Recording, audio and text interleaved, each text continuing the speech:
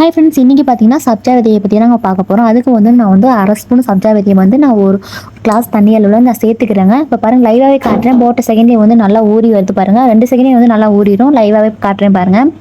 இது வந்து நன்மைகள் என்னென்னு பார்த்தீங்கன்னா, மெயினாக வந்து பார்த்தீங்கன்னா சக்கரை நோயாளி இருக்கவங்க வந்து டெய்லி வந்து தேவையான அளவுக்கு அந்த எடுத்து ஊற வச்சு நீங்கள் வந்து அப்படியே வந்து குடிச்சிட்டு வந்தீங்கன்னா சக்கரை வந்து அளவு வந்து குறையும் சொல்லிக்கிறாங்க.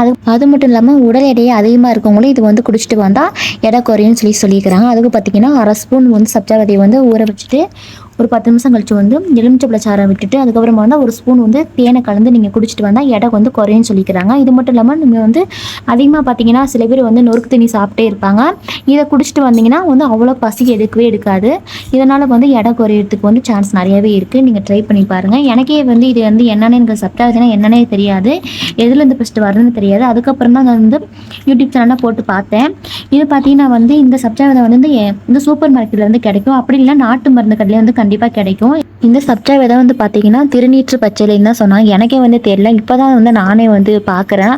முன்னாடிலாம் இந்த செடியை நான் பார்த்துருக்கேன். அப்போ எனக்கு இந்த விதையை பார்த்தீங்கன்னா சுத்தமாகவே தெரியாது. அப்போலாம் தெரிஞ்சுன்னா கண்டிப்பாக நான் வந்து ட்ரை பண்ணி பார்த்துருப்பேன். உடல் எடை குறைக்கிறதுக்கு நானும் வந்து ஒரு 3 டேஸாக வந்து நான் குடிச்சிட்டு வந்துட்டுருக்கேன். கண்டிப்பாக வந்து ரிசல்ட் நல்லா வந்துச்சுன்னா திரும்பவும் நான் வந்து ஒரு வீடியோ எடுத்து அப்லோட் பண்ணுறேங்க. அது மட்டும் இல்லாமல் இந்த திருநீற்று பச்சையிலை செடியை வந்து அந்த இலையை வந்து பிடுங்கிட்டு வந்து சில பேர் வந்து ஃபேஸில் வந்து அப்ளை பண்ணுவாங்க. அப்படியே வந்து கசக்கி அதோட சாறை வந்து அப்ளை பண்ணுவாங்க. என்னன்னு பார்த்தீங்கன்னா பிம்பிள்ஸ் வந்து விட்டு போன இடம்ல கருப்பு கருப்பாக இருக்கும் பாருங்கள். அந்த மாதிரி இடத்துல வந்து இவங்க ஃபேஸில் வந்து அப்ளை பண்ணிட்டே வந்தாங்கன்னா அந்த கருப்பாக இருக்கிற வந்து அப்படி மாறும்னு சொல்லியிருக்கிறாங்க. ஓகே ஃப்ரெண்ட்ஸ், வீடியோ பிடிச்சா லைக் பண்ணுங்கள். நம்ம சேனலை மறக்காமல் சப்ஸ்கிரைப் பண்ணுங்கள். தேங்க்யூ.